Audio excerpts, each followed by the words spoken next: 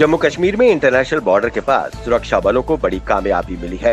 सुरक्षा बलों ने पाकिस्तान से ड्रोन द्वारा गिराए गए हथियारों की खेप बरामद की है। गिराए गए पैकेट से एक AK-47 राइफल, 3 मैगजीन, 30 राउंड्स और एक दूरबीन बरामद हुई है। ये बरामदगी इंटरनेशनल बॉर्डर से करीब 6 किलोमीटर दूर फलैल मंडल के सोजाना गांव से की गई है।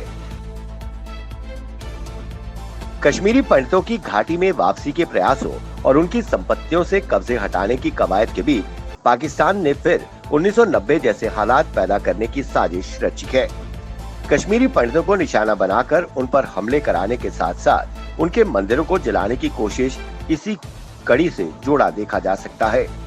1990 के दशक में भी इसी तरह के हालात पैदा किए गए थे, जिसके बाद कश्मीरी पंडितों को घाटी छोड़ने पर मजबूर होना पड़ा था।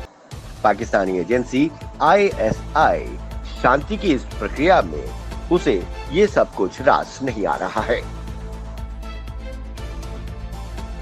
फसलें बेचने पर 72 घंटे के भीतर DBT के माध्यम से किसानों के खातों में जमा होगा। ये बात किसानों को धान के समय पर बिक्री और लाभकारी मूल्य सुनिश्चित करने के लिए उपराज्यपाल मनोज सिन्हा ने जम्मू, सांबा और कठुआ जिलों में 20 धान खरीद मंडियों का उद्घाटन करते हुए कही। उन्होंने कहा कि भविष्य में प्रदेश में मंडियों की संख्या बढ़ेगी। भारत माता की जय और जय हिंद के नारों के साथ जम्मू का सुचेतगढ़ का इलाका गूंज उठा। उत्साह, जोश और देशभक्ति का जज्बा गांधी जयंती पर भारत पाकिस्तान सीमा पर सुचेतगढ़ में शनिवार को ऐतिहासिक पलों का गवाह बना। देशभक्ति के रंगों के बीच पंजाब के बोगा बॉर्डर की तरह यहाँ पर भी बीटिंग द रिट्रीट सेरेमनी का आगाज हुआ। बीटिंग रिट्रीट में BSF के दस्तों ने कौशल और जाबाजी का प्रदर्शन किया। कमांडो दस्तों ने दिखाया कि वो दुश्मन की हर चुनौती का जवाब देने को तैयार है। डॉग स्क्वाड ने आए मेहमानों को सलामी दी। जवानों का हौसला बढ़ाने उपराज्यपाल मनोज सिन्हा, केंद्रीय मंत्री गिरिराज सिंह, BSF के ADG NS जम्वाल भी पहुंचे।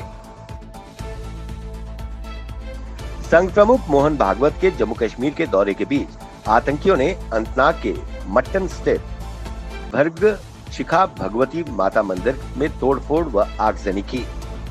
कश्मीरी पंडितों की कुल देवी के मंदिर में स्थापित प्रतिमा को तोड़ने के साथ ही आग लगाकर मंदिर की सजावट को भी नुकसान पहुंचाया गया।